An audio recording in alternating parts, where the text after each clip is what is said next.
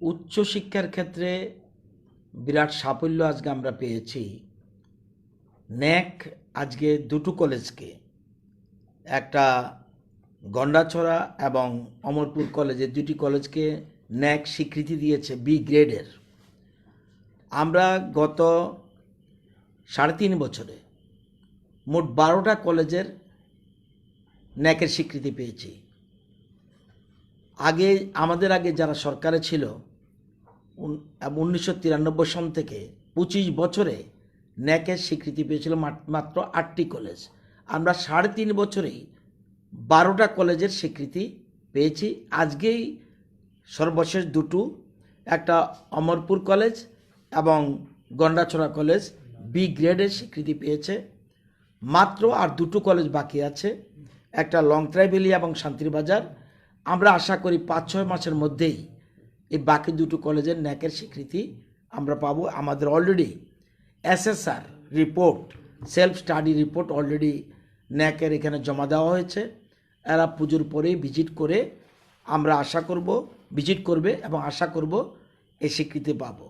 এবং এটা একটা বিরাট পাওনা আমাদের রাজ্যের জন্য, কারণ ন্যাকের স্বীকৃতি না পেলে কলেজগুলির গুণগত মান কোথায় আছে এটা কোনো মতেই বোঝা যাবে না। তাই আমরা ন্যাকের উপরে গুরুত্ব দিচ্ছি এবং ন্যাকের স্বীকৃতি না পেলে রুশাদ থেকে রাষ্ট্রীয় উচ্চতর শিক্ষা অভিযান যে স্কিম, তার থেকে বেনিফিটও পাওয়া যায় না। তো কেন অতীতে কোনো 8টা কলেজকে মাত্র 25 বছরের স্বীকৃতির ব্যবস্থা করেছ, আমরা কিন্তু এর মধ্যেই এটা করতে পেরেছি। এছাড়া আপনারা জানেন আমাদের টিআইটি একটা engineering college, Tripura Institute of Technology. টিআইটিতে আমাদের 5টা ব্রাঞ্চ আছে, একটা electrical engineering, mechanical engineering, electronics and communication engineering, computer science and engineering এবং সিভিল ইঞ্জিনিয়ারিং। এই 5টা সাবজেক্ট থাকলেও এনবিএর স্বীকৃতি পাওয়া যায়নি। এনবিএ হলো ন্যাশনাল বোর্ড অফ অ্যাক্রিডিটেশন, এটার স্বীকৃতি ছিল না। 2019-এ আমরা আসার পরে 2019-এ আমরা মেকানিক্যাল ইঞ্জিনিয়ারিং এবং ইলেকট্রনিক্স অ্যান্ড কমিউনিকেশন ইঞ্জিনিয়ারিং এবং কম্পিউটার সায়েন্স অ্যান্ড ইঞ্জিনিয়ারিং, এই 3টা বিষয়ে আমরা এনবিএর স্বীকৃতি পেয়েছিলাম। এই বছর এবার আবার ইলেকট্রিক্যাল ইঞ্জিনিয়ারিং আমরা সর্বশেষ 2021-এ এনবিএর স্বীকৃতি পেয়েছি। এটা একটা বিরাট পাওনা। আমাদের বাকি সিভিল ইঞ্জিনিয়ারিং বাদ ছিল।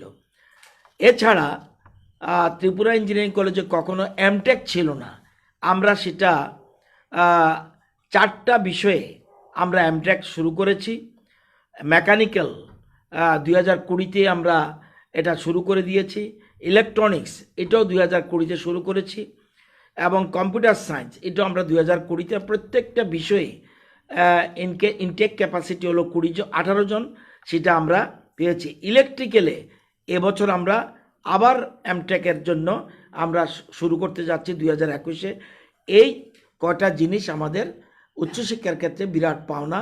সেই জন্য আপনাদের মাধ্যমে সারা রাজ্যের মানুষকে জানানো এবং সৌবুদ্ধি সম্পন্ন মানুষ, বুদ্ধিজীবী যারা আছেন তাদের জানানোর জন্য এই তথ্যটা আমি দিয়ে দিলাম। আজকেই ন্যাকের রিপোর্টটা এসছে, সেই জন্য এরা জানাচ্ছি। আরেকটা বিষয়, আপনাদের আজকে মন্ত্রিসভার বৈঠক ছিল। মন্ত্রিসভার বৈঠকে আমরা একটা সিদ্ধান্ত নিয়েছি। আপনারা জানেন যে ত্রিপুরা সরকার গ্রাম পাহাড়ে বাঁশ চাষের উপরে সবচেয়ে বেশি গুরুত্ব দিচ্ছে, যাতে ঘরে ঘরে রোজগারের ব্যবস্থা করা যায়। বিশেষ করে পাহাড়ি এলাকায়, জনপদে এবং গ্রামাঞ্চলে বাঁশ চাষের উপরে আমরা সবচেয়ে গুরুত্ব দিয়েছি। বর্তমানে 45,000 হেক্টর এলাকা প্ল্যান্টেশন এরিয়া রয়েছে বাঁশের। ন্যাচারাল ব্যাম্বু যেখানে আছে এটা ছাড়া 45,000 প্ল্যান্টেশন এরিয়া রয়েছে ব্যাম্বোর। আমরা যদি দেখি 2017-তে, যখন 2017-18-তে বামেদের সময়ে 115 হেক্টর জায়গাতে ব্যাম্বো প্ল্যান্টেশন করেছিল। 18-19-এ 1600 হেক্টর আমরা করেছি। 19-20-তে 1630 হেক্টর আমরা করেছি। 20-21-এ 3024 হেক্টর করেছি। অর্থাৎ বাঁশ চাষের উপর আমরা সবচেয়ে বেশি গুরুত্ব দিয়েছি। এবং শুধু এটা নয়, যাতে গ্রামীণ এলাকার মানুষ, পাহাড়ি এলাকার মানুষ যাতে কোনো রকমেই বাঁশের বিজনেস করতে গিয়ে, বাঁশ গ্রো করতে গিয়ে যাতে কোনো রকম রয়্যালটি না দিতে হয়, আমরা 18-19 থেকে টোটাল রয়্যালিটি বাদ দিয়ে দিয়েছি, যাতে কোনো মানুষের অসুবিধার সৃষ্টি না হয়। 15-16তে আমরা দেখেছি 31 লক্ষ রয়্যালটি নিয়েছিল, 16-17তে 36 লক্ষ রয়্যালটি আদায় করা হয়েছিল, 17-18তে 38 লক্ষ আদায় করা হয়েছিল, 38 লক্ষ টাকা আদায় করা হয়েছিল।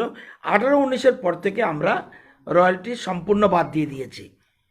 সবচেয়ে মজার কথা, আজকে যে ক্যাবিনেট স্বীকৃতি দিয়েছে সেটার জন্য ট্রানজিট রুলস এটা আমরা অ্যামেন্ডমেন্ট করে দিয়েছি। অর্থাৎ ট্রানজিট পাস লাগে, যদি বাস এক রাজ্যের এক জায়গা থেকে অন্য জায়গায় যদি বাস নিতে হতো তাহলে ট্রানজিট পাস দিতে হতো, এটাকে টিপি বলে, এটা ট্রানজিট পাস নেওয়া হতো।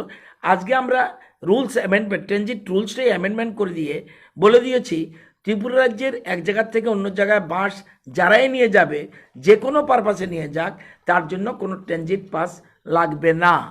এবং যদি কোনো রাজ্যের বাইরে কোথাও নিতে চায়, সেখানে যদি কেউ, ধরুন আসাম সরকার আমরা চোরাবাড়ি পেরোলো, সেখানে ট্রানজিট ধরতে পারে, সেই জন্য ফরেস্ট ডিপার্টমেন্ট তার জন্য ট্রানজিট পাস দরকার দিয়ে দেওয়া। আর রাজ্যের ভিতরে তো কোনো দরকার লাগবে না। আজকে মন্ত্রিসভা সিদ্ধান্ত নিয়েছে, সে প্রাইভেট ল্যান্ড হোক, ফরেস্ট ল্যান্ড হোক, কোনো রকম ট্রানজিট পাস প্রয়োজন নেই। এতে ব্যাম্বো গ্রোথ জন্য আমরা বিশেষ গুরুত্ব দিচ্ছি, ব্যাম্বো চাষের উপরে আমরা গুরুত্ব দিচ্ছি। এই জন্য আজকে মন্ত্রিসভা এই সিদ্ধান্ত নিয়েছে। এটা একটা রাজ্যের জন্য সুখবর, বিশেষ করে পাহাড়ি এলাকার মানুষের যাতে হয়রানি না হতে হয়, ফরেস্টের হাতে কোনো যদি হয়রানি না হতে হয়, সেই জন্য রুলসটাকে আমরা আইনগতভাবে অ্যামেন্ডমেন্ট করে দিয়েছি যাতে কোনো ট্রানজিট পাস না লাগে।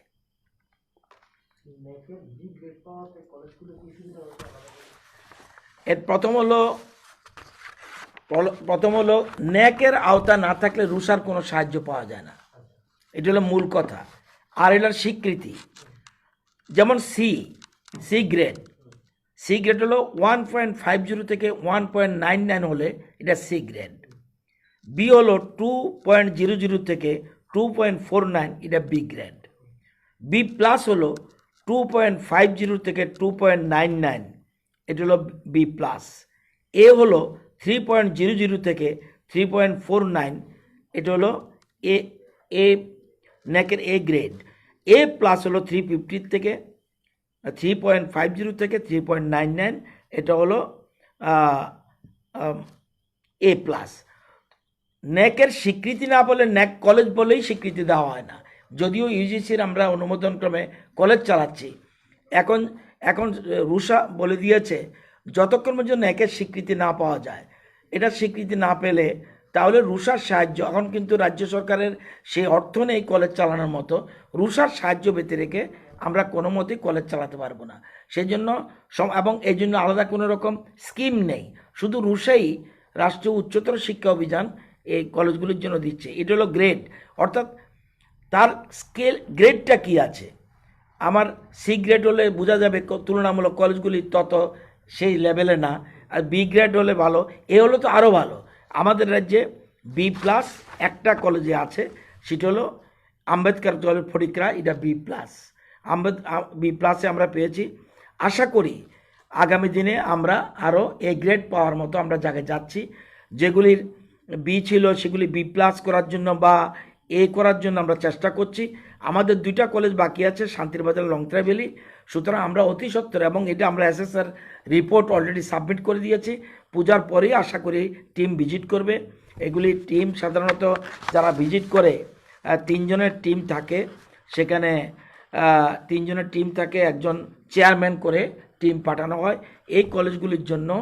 এই যে গন্ডাছড়া এই মাসেই গন্ডাছড়া ভিজিট করে গেছে, এবং অমরপুর ভিজিট করে গেছে। খুমলুংটা গত মাসে ভিজিট করেছিল। খুমলুঙে আবার পয়েন্ট আছে, আমরা যেমন যেটা বলছি, খুমলুঙে আমরা পেয়েছি 2.07, আর যেটা অমরপুর পেয়েছে 2.08, আমাদের গন্ডাচড়া বড় ভালো পেয়েছে 2.15, এটা হলো গ্রেডের স্কেলটা কোথায় আছে এটা বোঝার জন্য। কলেজের ছাত্রছাত্রীদের নিয়ে যে সমস্যাটা ছিল সেই জটটা কি কেটেছে? কি সমস্যা? এই কাউন্সিলিং বা যারা এখনো ভর্তি হতে পারেনি সে বিষয়টা নিয়ে। আপনারা জানেন যে কলেজে আমি আগেও বলে দিয়েছি একদিন মিডিয়ার মাধ্যমে, যে কলেজে আমরা অনলাইন সিস্টেম চালু করেছি। অনলাইনে আমরা ফার্স্ট, সেকেন্ড, থার্ড রাউন্ডে মোট 22,183 জনের জন্য 22,183 জনের জন্য এনরোলমেন্ট দিয়েছিলাম। সেখানে ভর্তি হয়েছে 14,625। আমরা এখন স্পট রাউন্ড করে দিয়েছি। স্পট রাউন্ড মানে 4 তারিখ 5 তারিখ মানে আজকে এবং গতকাল মিলে যারা তাদের পছন্দ মতো কলেজে দরখাস্ত দেবে, পছন্দ মতো কলেজে পছন্দ মতো বিষয় নিয়ে তারা দরখাস্ত দেবে। দরখাস্ত দেওয়ার পরে 6 তারিখ মানে আগামীকাল সেখানে ওয়েটিং কলেজ ওয়েটিং লিস্ট বের করবে দরখাস্তের মধ্যে। এর মধ্যে এই 2 দিনে জমা দিয়েছে 11,408। এই সংখ্যাটা কিন্তু সঠিক না। কেন সঠিক না? যারা ভর্তি হয়েছে তারাও কেউ এটার মধ্যে পিটিশন দিয়েছে, বা আরও কেউ অ্যাডমিশন নেওয়ার পরে তারা ভর্তি হয়েছে এরকম। সুতরাং সংখ্যাটা এটা থাকবে না। তারপরেও 11,408। এখন কালকে যখন ওয়েটিং লিস্ট দেবে তখন 7 থেকে 11 তারিখ পর্যন্ত তখন ওই কলেজগুলিতে ভর্তি হবে। আমরা অলরেডি ইউনিভার্সিটিকে এই বছর স্টুডেন্ট বেশি।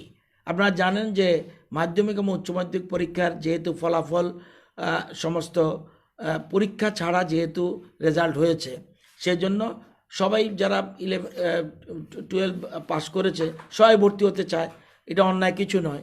তো আমরা কলেজগুলিকে অলরেডি আমরা 30% সিট ইউনিভার্সিটির কাছে, ত্রিপুরা ইউনিভার্সিটি এবং এমবিবি ইউনিভার্সিটিকে চেয়েছি, এবং অলরেডি তারা বলেছে, এগ্রি করেছে, সিটের কোনো অসুবিধা হবে না।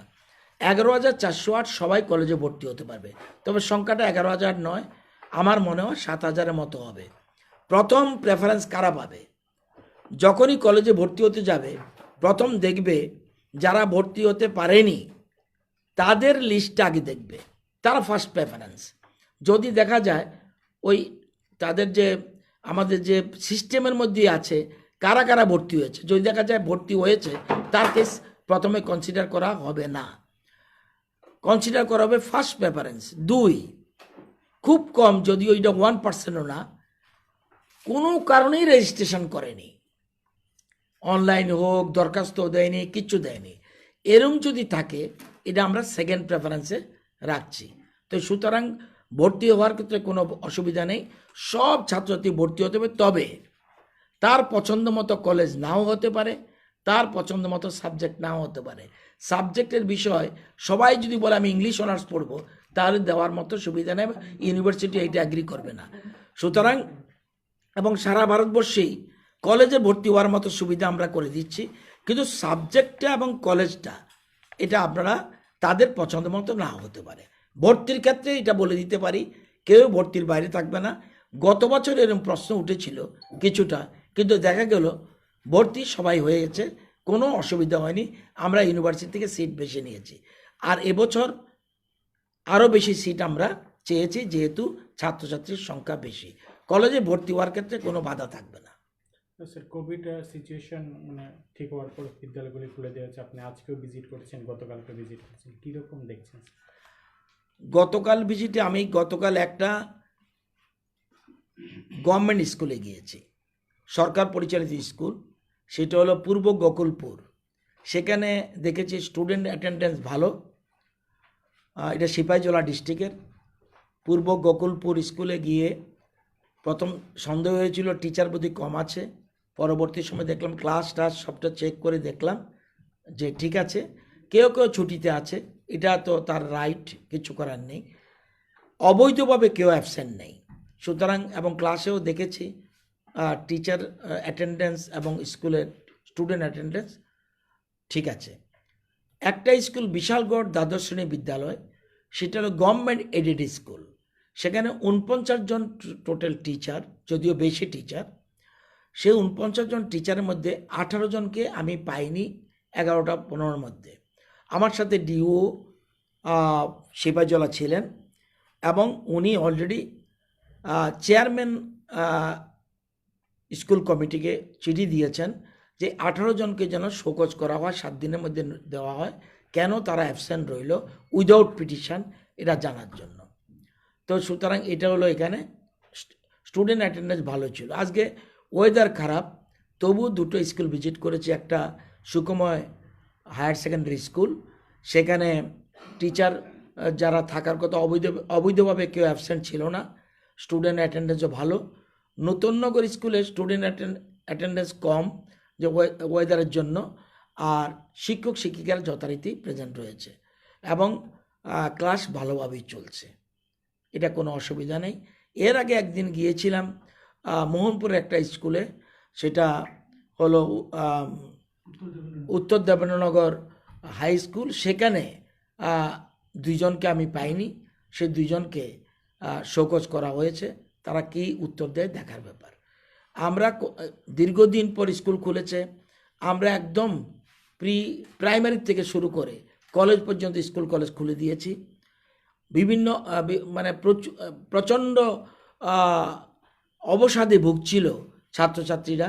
তো সুতরাং এবং শিক্ষক শিক্ষিকারা অনেকেই স্কুলে আসতে হয়নি, কিন্তু এখন যেহেতু স্কুল খুলেছে, এটা স্কুল ভালোভাবে চলার জন্য শিক্ষক শিক্ষিকারা যারা আছেন তারা যেন সঠিক সময়ে স্কুলে যায় এবং পড়াশোনা যাতে কোনো বিঘ্নিত না হয় সেদিকে লক্ষ্য রাখার জন্য অনুরোধ করব।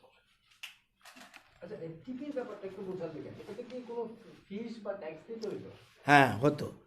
একটা ফিস বলতে একটা টিপি ট্রানজিট পাসের জন্য সামান্য একটা ফিসের মতো ছিল, কত অ্যাকুরেট আমি বলতে পারবো না, ওইটা লাগবে না। আর এটা একটা হয়রানি, সবচেয়ে বড় কথা হলো হয়রানির থেকে বাঁচলো। এটা তো কাঠের উপরে এখনো লাগবে। লাগবে, এখনো আছে। আমরা শুধু ব্যাম্বোর ক্ষেত্রে আজকে মন্ত্রিসভা উইথড্র করে দিয়েছে। এখন কি তাহলে ব্যাম্বোর থেকে গভর্নমেন্ট আর কোন ধরনের কর? না, কোনো রয়্যালটি পাচ্ছে না। কোনো আমরা এখন না, এটা 18-19 থেকে বন্ধ করে দিয়েছি, কোনো রয়্যালটি নিচ্ছি না। আর হ্যাঁ, তবে ফরেস্ট এরিয়া যে ব্যাম্বোর উপরে যে এটা হলো জয়েন্ট ম্যানেজমেন্ট কমিটি যেটা আছে, ওরা কিছু ওরা নিজেদের মধ্যে তারা নিয়ে নেয়। এটা একটা তাদের কি একটা পার্সেন্টেজ আছে, সেই পার্সেন্টেজ তারা নেয়। এটা খুব নমিনাল এবং এটা তাদের থেকে নিজের ফরেস্ট এলাকার থেকে, কিন্তু নন ফরেস্ট এলাকার থেকে কোনো রকম কিছু জয়েন্ট ফরেস্ট ম্যানেজমেন্ট কমিটি ওটাতে আছে। স্যার, আপনাদের তো সুপার 30 স্কিমের এক্সাম 21-এ হয়ে গেছে, আপনাদের কবে থেকে সেটা চালু হবে স্যার? সুপার 30 স্কিমটা এক্সাম তো চলে গেছে। সুপার 30 আমরা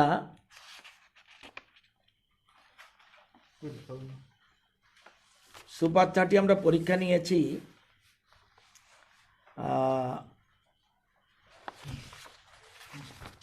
সুপার 30 আমরা পরীক্ষা নিয়েছি 21 সেপ্টেম্বর, রেজাল্ট আউট হয়েছে 4 অক্টোবর। আমরা